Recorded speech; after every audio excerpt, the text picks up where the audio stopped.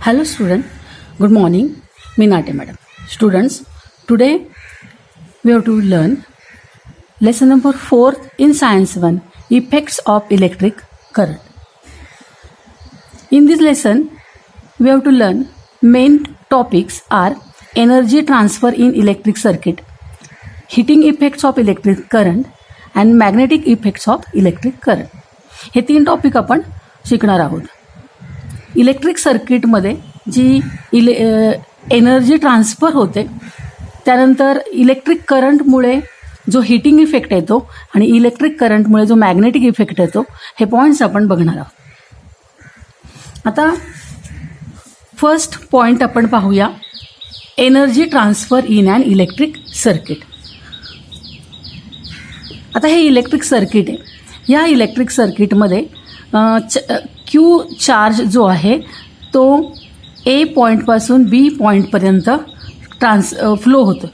हा जो रेझिस्टन्स आहे, ह्या रेझिस्टन्सच्या ए पॉईंटपासून बी पॉईंटपर्यंत क्यू चार्ज फ्लो होतो आणि त्यामुळे हा क्यू चार्ज एपासून बीपर्यंत फ्लो होत असल्यामुळे त्याचं जे डिस्प्लेसमेंट होतं आहे त्याच्यामुळे वर्क डन होतं, म्हणजे वर्क कार्य घडतं आहे.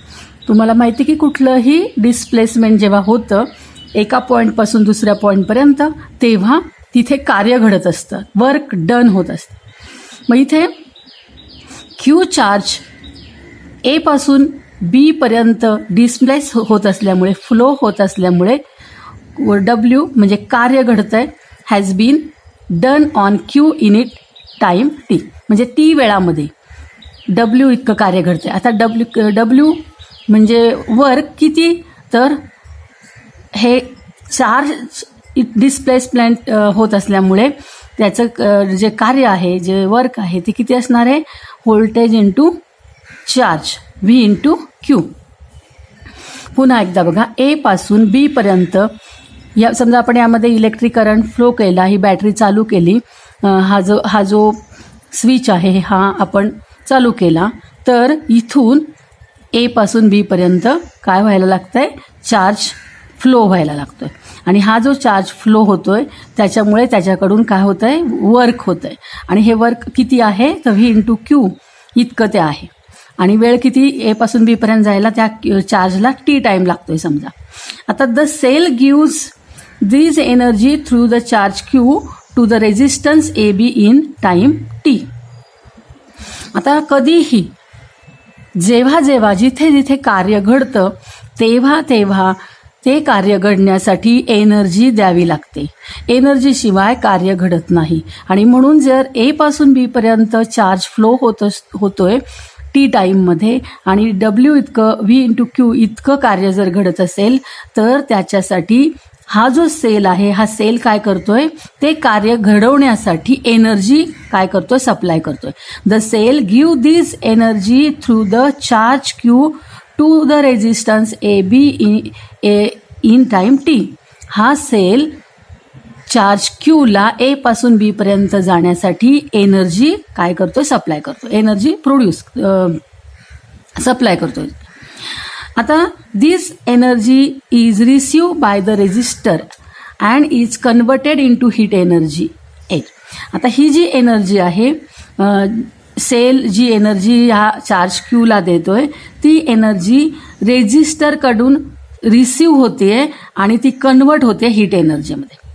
हा रेझिस्टर्स जो आहे त्या सेलच्या एनर्जीला रिसीव्ह करतोय आणि तिला हीट एनर्जीमध्ये काय करतोय, कन्वर्ट करतोय. Therefore the temperature of resistor is increase. त्यामुळे ह्या रेझिस्टरचं टेम्परेचर काय होतंय, वाढतंय. ह्या रेझिस्टरचं टेम्परेचर कशामुळे वाढतंय, तर तिथं हीट एनर्जी कन्वर्ट होतीये, सेलकडून आलेल्या एनर्जीची हीट एनर्जीमध्ये कन्व्हर्जन होते. आता इथे एक लक्षात ठेवायचं की कोणतंही कार्य कधी घडतं, कोणतंही वर्क कधी घडतं, जेव्हा डिस्प्लेसमेंट होतं. आता इथे क्यू चार्ज वर्क घडवतोय, क्यू चार्जकडनं वर्क होतंय, कारण की क्यू हा चार्ज एका पॉईंटपासून दुसऱ्या पॉईंटपर्यंत फ्लो होतोय, डिस्प्लेस होतोय आणि म्हणून त्याच्याकडनं कार्य घडतंय. ही पहिली गोष्ट. आणि दुसरी गोष्ट, कुठलंही कार्य घडण्यासाठी एनर्जी सप्लाय करावी लागते आणि जेवढी एनर्जी सप्लाय केली जाते किंवा जेवढी एनर्जी मिळते तेवढंच कार्य घडतं. असं होत नाही की एनर्जी कमी दिली आणि कार्य खूप घडले किंवा एनर्जी जास्त दिली आणि कार्य खूप कमी घडलं, असं कधीच होत नाही. जेवढी एनर्जी सप्लाय होते किंवा जेवढी एनर्जी त्या पॉइंटला मिळते तेवढंच कार्य तिच्याकडनं घडतं. आणि म्हणून कधीही लक्षात ठेवा, energy is equal to the work, म्हणजे supplying energy is equal to the work done. हे E is equal to W, हे लक्षात ठेवायचं आहे नेहमी. E is equal to W, ही जी एनर्जी आहे, energy is equal to work, हे कॉमन फॉर्म्युला आहे. तर आता इथे बघा, आपण पाहिलं की ही जी एनर्जी आहे सेलकडनं आलेली, ती एनर्जी सप्लाय झाली ह्या चार्जला आणि हा चार्ज रेझिस्टन्समधनं गेला. तर इथं जेव्हा ह्या रेझिस्टन्सला ती एनर्जी मिळतीये, तो रिसीव करतोय, तेव्हा त्या एनर्जीचं तो हीट एनर्जीमध्ये कन्व्हर्जन करतो. आता हे थोडक्यात मी तुम्हाला सांगते की इथे हीट एनर्जीमध्ये कन्व्हर्जन का होतं, काय नेमकं इथे घडतं. तर हा जो रेझिस्टन्स आहे, हा मेटलची समजा एक वायर आहे, समजा हा रेझिस्टन्स आहे. आता यामध्ये काय असतं माहिती आहे का, यामध्ये ॲटम्स असतात, कारण कुठल्याही मेटलमध्ये कुठल्याही इलेमेंट्समध्ये ॲटम असतात हे तुम्हाला माहिती आहे. आणि काही फ्री इलेक्ट्रॉन्स असतात, काही फ्री इलेक्ट्रॉन्स यांच्यात असतात. हे 9वीमध्ये आहे किंवा 8वीत पण झालं असेल तुमचं. आता हे जे फ्री इलेक्ट्रॉन्स असतात, जोपर्यंत ह्या रेझिस्टन्सला किंवा ह्या मेटलला जोपर्यंत एनर्जी सप्लाय होत नाही तोपर्यंत ते स्थिर असतात.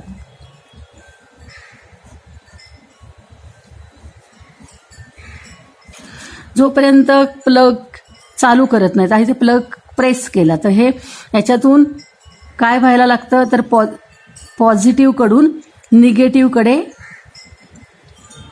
इलेक्ट्रिसिटी फ्लो होते. आता इलेक्ट्रिसिटी फ्लो होते म्हणजे काय होतं, तर इथून इलेक्ट्रॉन्स फ्लो होतात. आता त्यामुळे इथे जे फ्री इलेक्ट्रॉन्स आहेत हे पॉझिटिव्हकडून फ्लो व्हायला लागतात. हे निगेटिव्ह जे इलेक्ट्रॉन्स आहेत, हे निगेटिव्ह इलेक्ट्रॉन्स निगेटिव्हकडून पॉझिटिव्हकडे चार्ज व्हायला लागतात, कारण इलेक्ट्रॉन हे काय आहेत निगेटिव्ह, त्यामुळे ते निगेटिव्हकडून पॉझिटिव्हकडे फ्लो व्हायला लागतात. आणि हे इलेक्ट्रॉन जेव्हा फ्लो व्हायला लागतात, एका पॉईंटकडनं दुसऱ्या पॉईंटकडे जायला लागतात, तेव्हा एक मिनिट तुम्हाला डायग्राम दाखवते मी.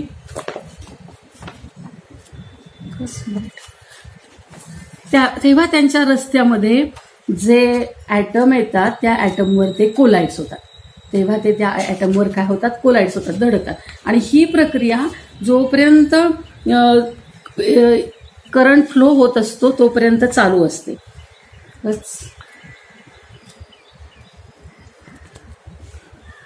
इलेक्ट्रिक करंट चालू असतो. बघा आता इथे फ्री इलेक्ट्रॉन जे आहेत हे move freely from atom to atom, एका ॲटमकडून दुसऱ्या ॲटमकडे हे काय होत असतात, मूव्ह होत असतात.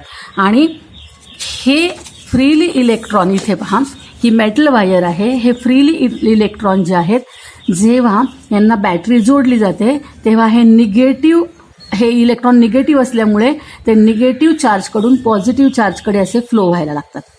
आणि जोपर्यंत ह्यांना बॅटरी जोडलेली नसते तेव्हा ते कुठल्याही दिशेने काय असतात, कुठल्याही दिशेने ते फ्लो होत असतात.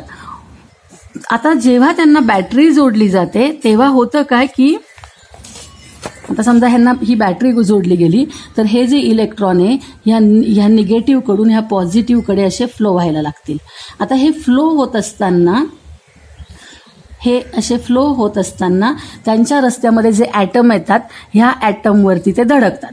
हे इलेक्ट्रॉन त्यांच्या रस्त्यात येणाऱ्या ॲटमवरती काय होतात, कोलाइड होतात.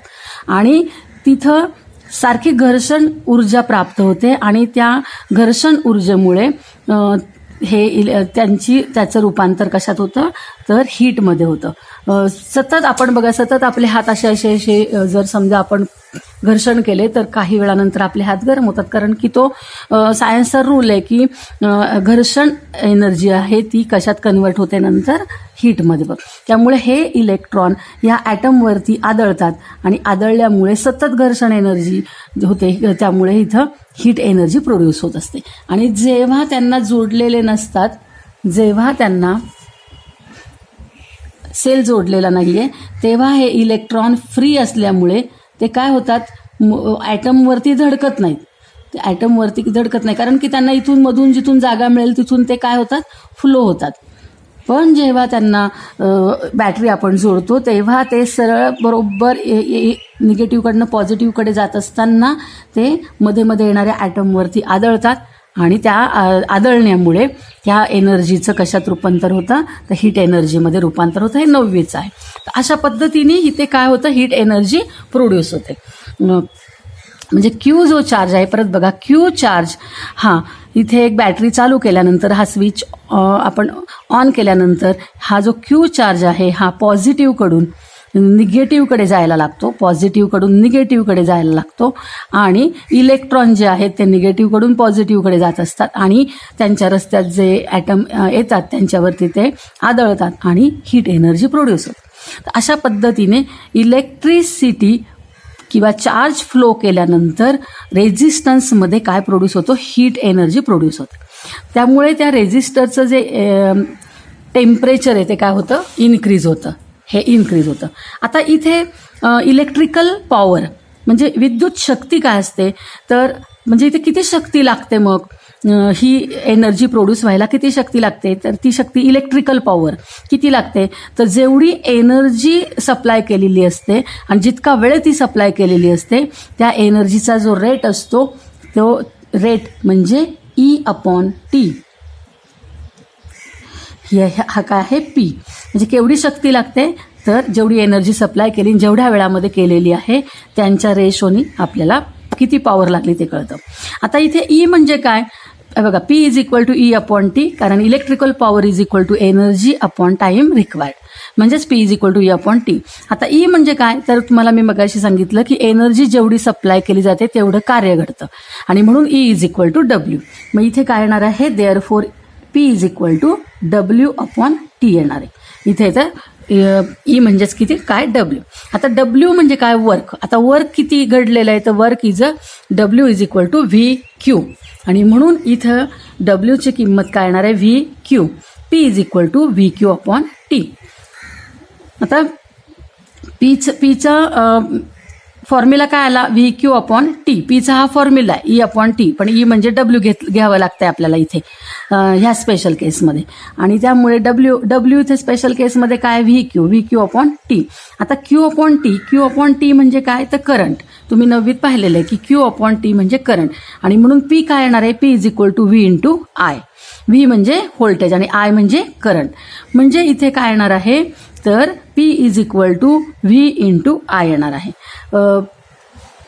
P = एनर्जी/T, देअरफॉर एनर्जी एनर्जी काय येणार आहे, आता हे आपण पीचं सूत्र बघितलं, P = V/I. आता दुसरं बघा, P = एनर्जी/T. आता हा T इकडे नेला तर काय येणार आहे, energy = P/T. The cell gives in time T the energy P/T to the resistors. म्हणजे सेल T वेळामध्ये त्या रेझिस्टरला किती एनर्जी देईल, तर P/T इतकी एनर्जी देईल. म्हणजेच इथं एनर्जी सुद्धा काढलेली आहे, म्हणजे एनर्जी किती मिळालेली आहे त्या सेलकडून रेझिस्टरला, या सेलकडून ह्या रेझिस्टरला किती एनर्जी मिळालेली आहे, P.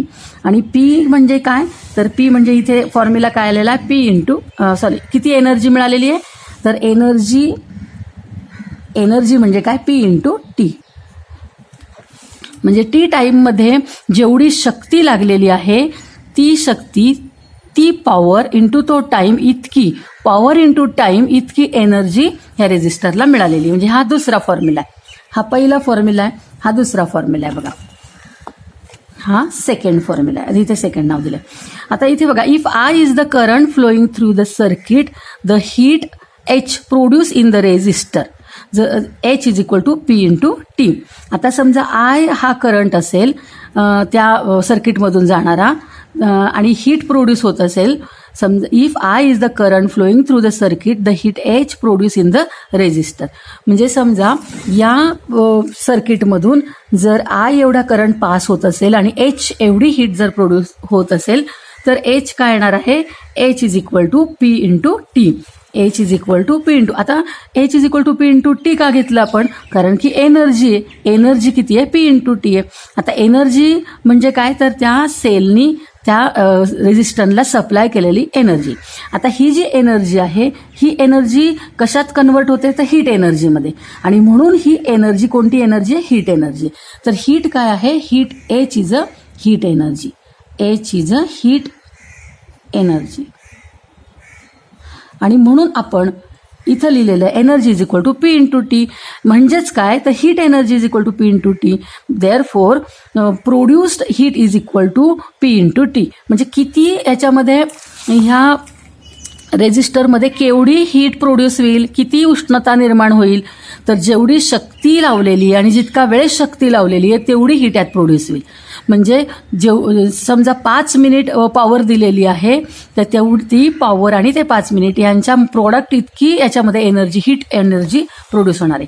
Therefore heat is equal to P into T. हा आपल्याला हीटचा फॉर्म्युला मिळाला. म्हणजे हीट आपण कॅल्क्युलेट करायची असेल तर heat is equal to P into T. आता पी म्हणजे काय, तर पी म्हणजे आपण इथं पीची एक व्हॅल्यू फॉर्म्युला काढलेला आहे. P is equal to V into I.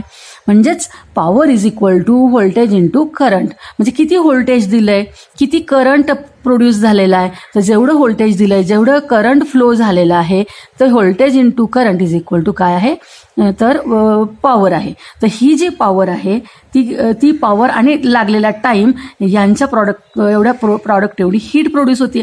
म्हणजेच ॲक्च्युअल हीट किती प्रोड्यूस होतीये, तर पी म्हणजे व्ही आय आणि टी म्हणजे टी. व्ही आय टी इतकी हीट प्रोड्यूस होतीये. व्ही म्हणजे काय, व्होल्टेज, आय म्हणजे करंट आणि टी म्हणजे टाईम. म्हणजे टी टाईम इतकी जर करंट फ्लो होत असेल आणि व्ही इतकं व्होल्टेज जर तिथं निर्माण होत असेल तर किती हीट प्रोड्यूस होतीये, तर heat is equal to applying voltage into flowing current into required time. इतकी हीट इथे प्रोड्यूस होते. म्हणजे हीटचा हा फॉर्म्युला लक्षात ठेवा, H is equal to V I T. हा महत्त्वाचा फॉर्म्युला आहे. शिकल्यानंतर लगेच फॉर्म्युले ना तुम्ही एका अशा कागदावरती लिहून ठेवायचा. पहिला फॉर्म्युला आपण इथे बघितलाय, P is equal to V I. आता हीटचे फॉर्म्युले आपण पाहणार आहोत. हीटचा पहिला फॉर्म्युला आपण काय शिकलोय, V into I into T. हा पहिला फॉर्म्युला हीटचा शिकलो. तर हा कसा हीट कशी प्रोड्यूस झाली ते आपण पाहिलं. आता आपण बघूया नेक्स्ट.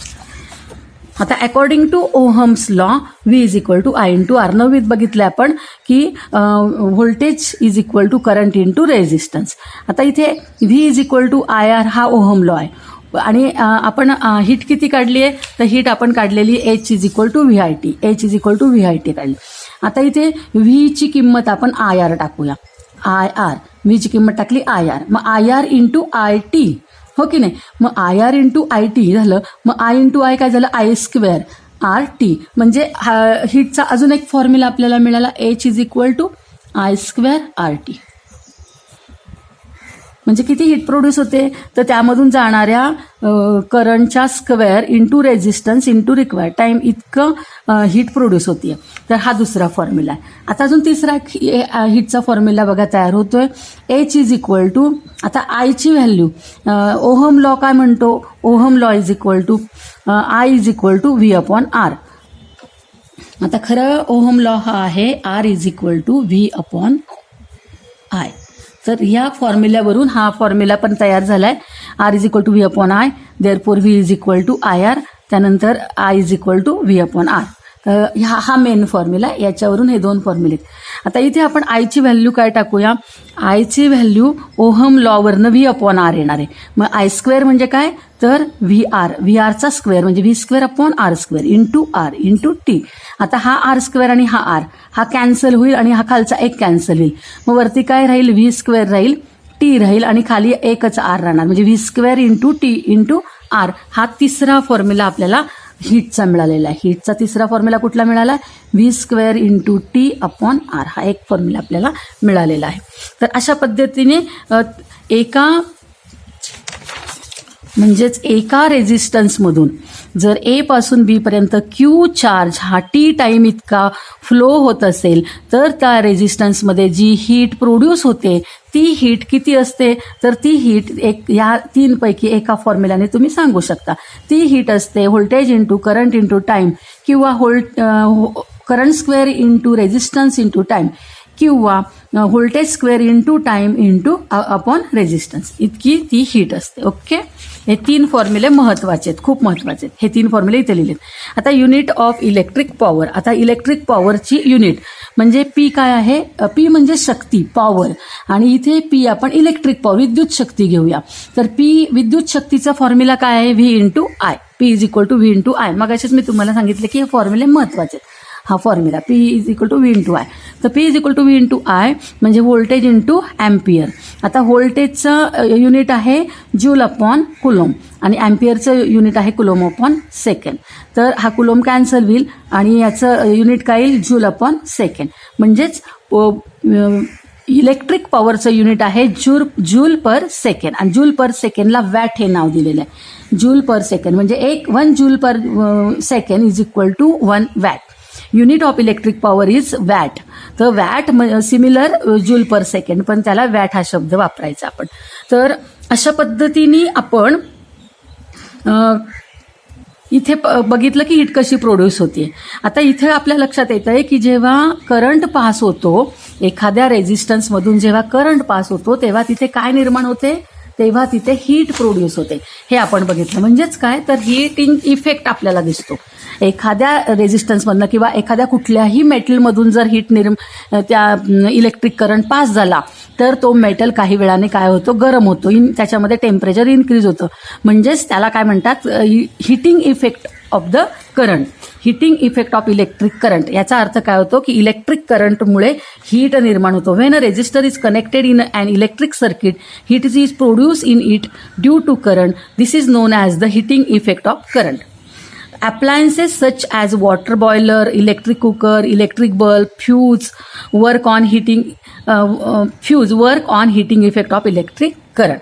म्हणजेच एखाद्या रेझिस्टन्समधून किंवा मेटलमधून जेव्हा इलेक्ट्रिक करंट फ्लो होतो तेव्हा त्याच्यामध्ये हीट निर्माण होते. याला heating effect of current electric current असं म्हणतात.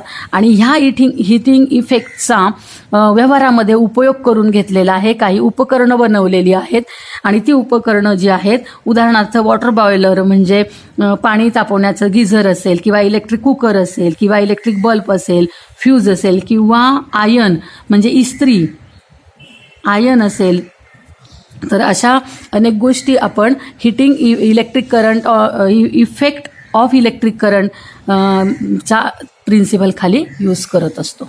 तर अशा पद्धतीने आपण पहिल्यांदा heating effect of electric current कसा प्रोड्यूस होतो आणि हीटचे फॉर्म्युले कसे इथे तयार झालेले आहेत हे आपण आत्ता पाहिलेले. तर स्टुडंट, तुम्हाला आजचं व्हिडिओ लेक्चर आवडलं का? जर आवडलं असेल तर व्हिडिओला लाईक करा, सबस्क्राईब करा. थँक्यू.